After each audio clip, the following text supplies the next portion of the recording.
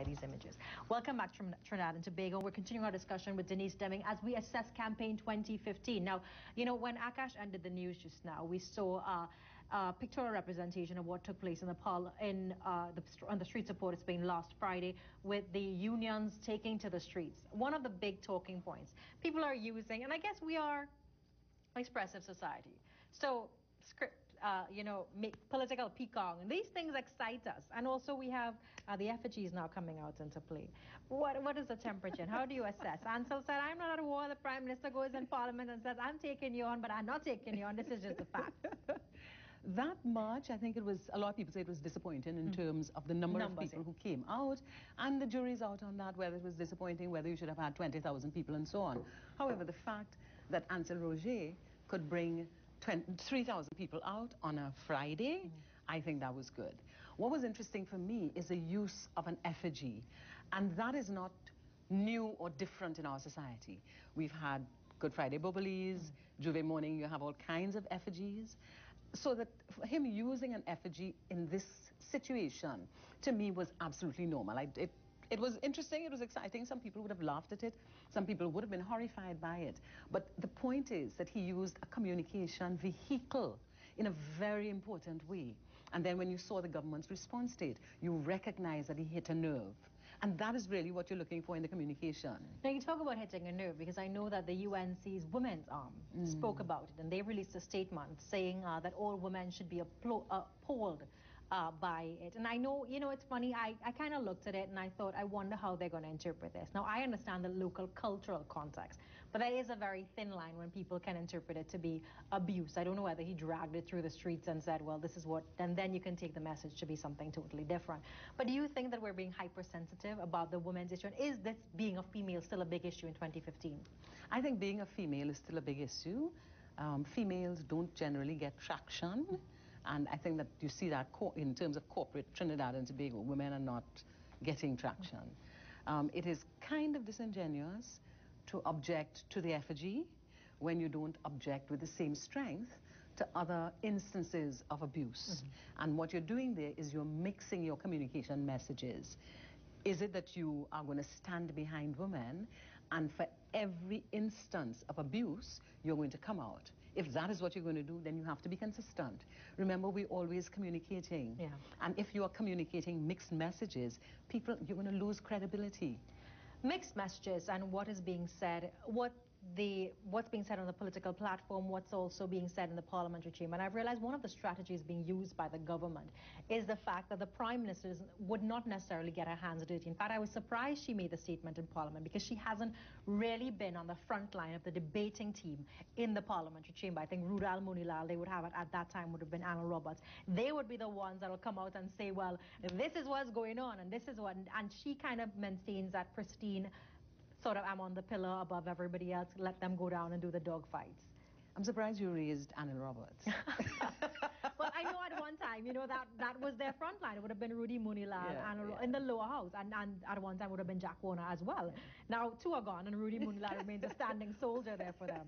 But when you talk about abuse and you talk about the communication of mixed messages, and then you put that name in the mix, it's negative communication, you know, because it really, Anna Roberts really doesn't bring any positive traction.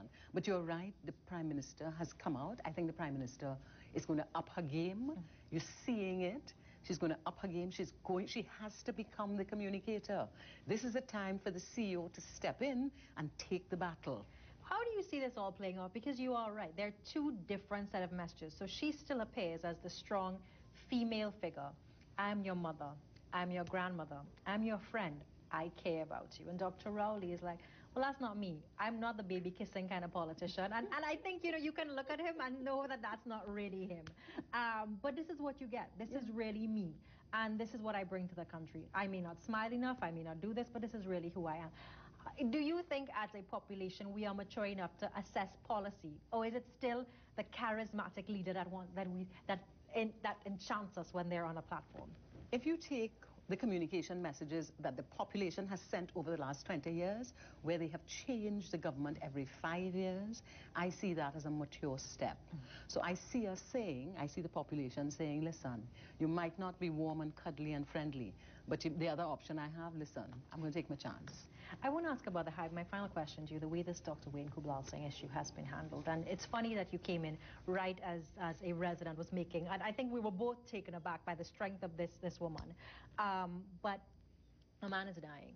The PNM, I don't know if it's right for me to say that they've washed their hands of it, but they have made very little statements, because I think everyone understands the emotions attached to this. Whether or not you're on this side of the issue or on that side of the issue, a man is literally dying in a public space.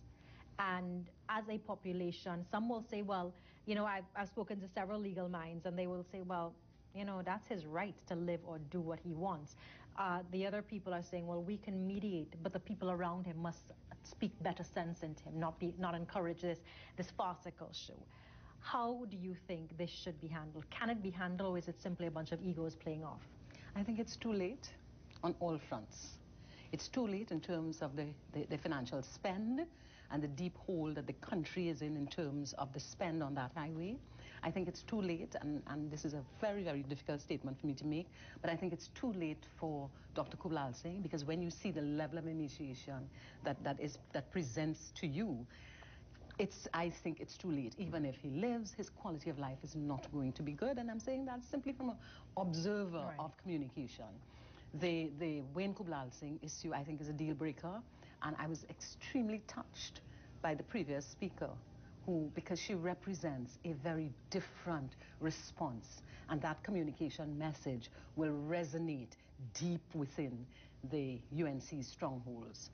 Do you think that the reason, I know that the Highway Rep movement believe that the government has abandoned them, and I know she kind of brought it down to a human aspect, said this is not how they treat us, this is not how they treat their supporters. And she said it, like she basically broke it down to, I know a lot of, even I was taken aback, she says, I am a Indian Hindu woman, and she identified herself as in, I am what they consider to be their base supporters, and this is not what I stand for. How are you going to overcome that hurdle? I don't think you can. I think you've lost that base. And off camera, she spoke in Hindi. Yes, she did. And again, that is deep. So that I think, and I'll be proven wrong, that's okay, but I think the Prime Minister has lost her Hindu base based on this that happened this morning and the way this thing is going to continue.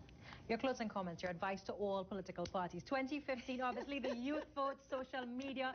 Also, we're going to see expert communicators like Ms. Deming entering into the mix, because, you know, now campaigns are sophisticated.